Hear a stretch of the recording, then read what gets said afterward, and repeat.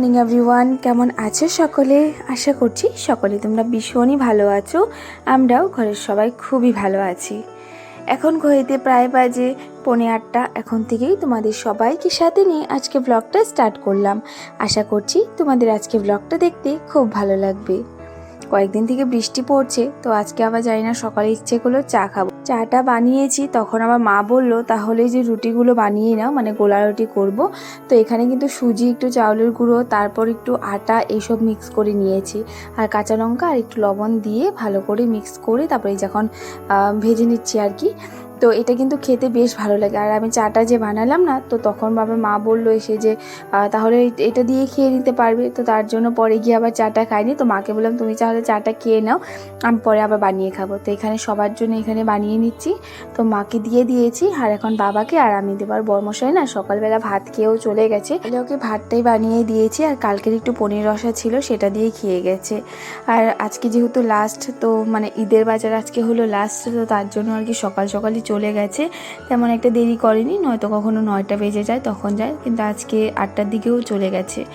তো ওকে ভাতটাই বানিয়ে দিয়েছি। পরে গিয়ে আবার দোকানে যাই না কি খাবে, আরও না মানে না খেয়ে থাকলে পুরো গ্যাস হয়ে যায়। আর তো যাই হোক, আমি ওকে ভাতটা খাইয়ে দিয়ে তারপর ও চলে যাওয়ার পরই আমি এই যখন এগুলো বানানো শুরু করেছি আর কি। তো এখন এই যে সবাইকে দিয়ে তারপর আমিও খেয়ে নেব। কালকে সারাটা রাত বৃষ্টি হয়েছে, আর সকালে ঘুম থেকে উঠেও দেখি বৃষ্টি পড়ছে।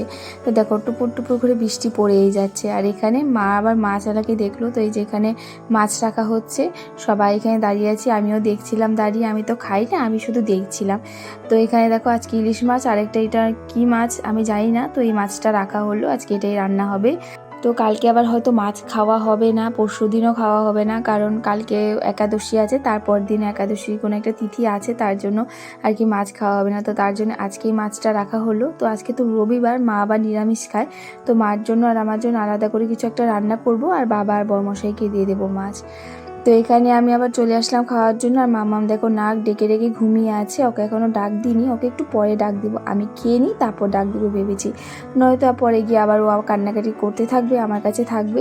তো তার জন্য ভাবলাম খেয়ে নিই তারপর ওকে ডাক দেবো। তো খাওয়া দাওয়া করে মাম্মামকে ঘুম থেকে উঠিয়ে এই যে আমি কয়েকটা কাপড় ধুয়ে দিলাম, না ধুলে হয় না, মানে বরমশাইয়ের গেঞ্জি ছিল সেগুলো আর কি ধুয়ে দিলাম। মানে কয়েকদিন থেকে যা বৃষ্টি পড়ছে, একটা কাপড়ও আমি ধুতে চাই না, কারণ এত কাপড় মানে রয়ে গেছে ভেজা। তো সেই কাপড়গুলো যদি না শুকায় না, কেমন একটা গন্ধ করে, তখন কিন্তু আর ভালো লাগে না। আর টি শার্টগুলো না না শুকালে 2-3 দিন যদি থেকে যায়, তাহলে কেমন একটা গন্ধ করে, তখন আমারও ভালো লাগে না, আর যে পরবে সেরও তো ভালোই লাগবে না। তার জন্য আমি ধুইনি। পরে গিয়ে ভাবলাম যে না ধুয়ে দিই, ভালোও লাগছে না, এতগুলো জমে গেছে। আর বরমশাইয়ের 3-4টে গেঞ্জি জমে গেছে, তো গেঞ্জি তো লাগবেই, তো সেই সবই আর কি ধুয়ে দিলাম আজকে। আর বাইরে তো মেলায় যাবে না, তো বারান্দা দিয়ে এখানে মেলে দিচ্ছি।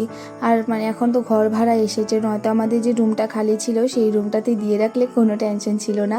আর সেই রুমটাতে অনেক মানে দড়ি বাঁধা ছিল। কাপড়গুলো মেলে চলে আসলাম রান্না করে। প্রথমেতে এসে আগে রান্নাটা বসিয়ে দিয়েছি। আর মাম্মা আজকে বেরোতে পারছে না বলে মামার মনটা ভীষণ খারাপ, তো ওখানে ওর দাদুভাই কাঁধে উঠিয়ে ওকে ঘোরাচ্ছে বারান্দা দিয়ে।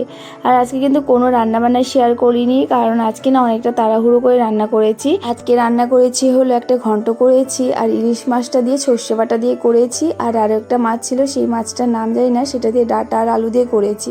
আর আমাদের জন্য মানে মা আর আমার জন্য ডালের বড়া করে রসা করেছিলাম।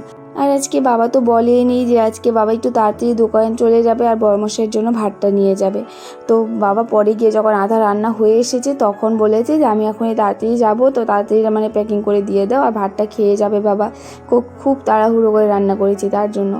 তো যাই হোক, খাওয়া দাওয়া করে কিন্তু আমরা শুয়েছিলাম। আর এই যে এখন মামামকে খাওয়াতে নিয়েছি, কারণ দুপুরে না মামাম খাইনি আজকে, তার মনে একটা ভাত। তো এই যে এখন বিকেলবেলা ঘুম থেকে ওঠার পর এই জকে এখন খাইয়ে দিচ্ছি। আর ভাতটা পেস্ট করে নিয়েছি, কারণ ও একদমই খেতে চাচ্ছিলাম, জানি না ওর আজকে কী হয়েছে, খেতে একদমই চাচ্ছে না। তো যাই হোক, অনেক গল্প টল্প করে কিন্তু ওকে খাওয়াতে হয়, সেভাবে আর কি খাইয়ে দিচ্ছি। আর মা সাইড থেকে কথা বলছিল, তো শোনাচ্ছি তোমাদের কেউ কীভাবে খাচ্ছে।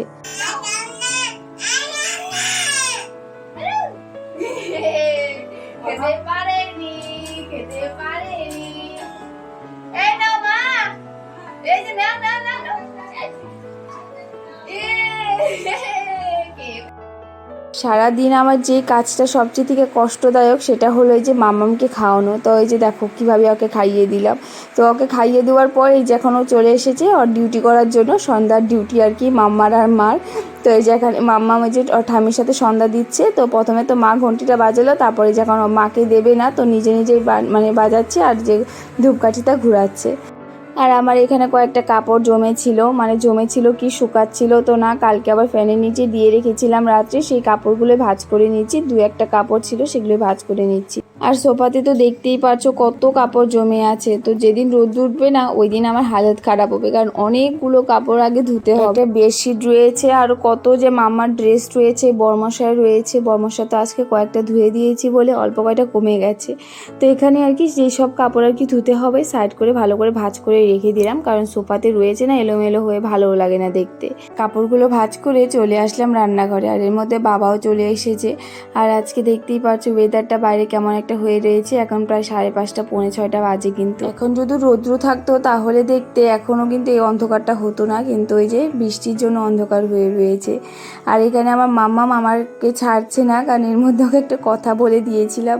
আমি ওর সামনে বলে ফেলেছিলাম যে ওকে একটা মানে ডেট আছে, ওর মানে ইঞ্জেকশনের ডেট আছে, সেই আর কি বলছিলাম বলে ওর মনটা ভীষণ খারাপ, যে বলছে কান্নাকাটি করছে যে না আমি ইঞ্জেকশন দিতে যাব না।